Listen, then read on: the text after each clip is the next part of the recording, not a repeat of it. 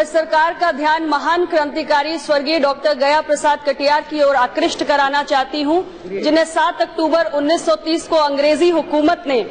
प्रसिद्ध लाहौर षड्यंत्र केस में आजीवन कारावास कालापानी की सजा सुनाई थी। इसी मुकदमे में सरदार भगत सिंह, सुखदेव और राजगुरु को भी फांसी की सजा सुनाई गई थी।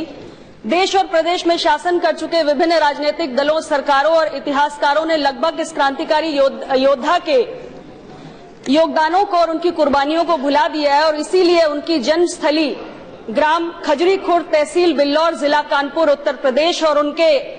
मृत्यु स्थान ग्राम जगदीशपुर में ऐसा कोई भी प्रतीक चिन्ह नहीं है जो आने वाली पीढ़ियों को उनकी कुर्बानियों की याद दिला सके।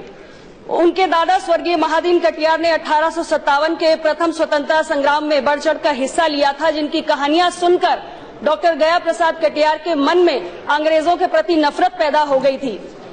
8 अप्रैल 1929 को दिल्ली के संसद भवन में बहरी हो चुकी अंग्रेज सरकार के कान खोलने के लिए भगत सिंह और बटुकेश्वर दत्त ने जिन बमों को दिल्ली के संसद भवन में फेंका था, उसका निर्माण भी डॉक्टर गया प्रसाद कटियार की देखरेख में हुआ था। और सॉन्डर्स हत्याकांड के बाद जब अंग्रेजों ने क्रांतिकारियों की धरपकड़ शुरू की तो सहारनपुर में बम फैक्ट्री का संचालन करते हुए डॉक्टर गया प्रसाद कटियार अपने अनेक साथियों के साथ गिरफ्तार किए गए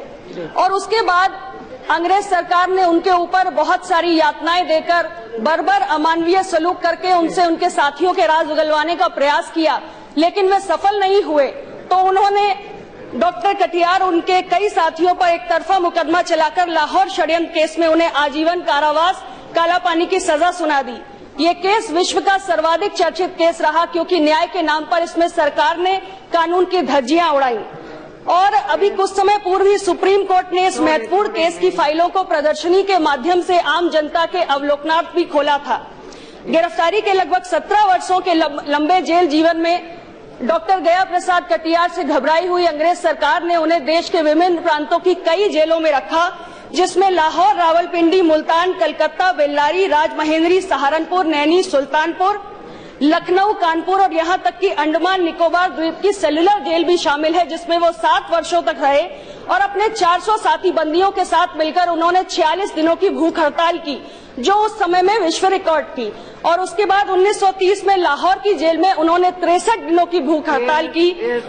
अध्यक्ष महोदया, इसी हड़ताल के चलते सेल्युलर जेल में राजनीतिक बंदियों के लिए बी क्लास का निर्माण हुआ, जिससे कांग्रेस के बंदियों को भी यह सुविधा मिलने लगी। लेकिन जो हमारे अंग्रेजों ने क्रांतिकारी बंदी थे, उनको यह सुविधा नहीं दी। 10 फरवरी 1993 को ये योद्धा सदा के लिए सो गया। ऐसे क्रांतिकारियों के बलिदानों से ही आने वाली पीढ़ियों को आजादी के महत्व के बारे में पता चलता है। इसलिए मेरी सरकार से आग्रह है कि उनके योगदान, उनके बलिदान को याद करने के लिए, उनके सम्मानित करने के लिए उनका एक डाक टिकट जारी करे। बहुत बहुत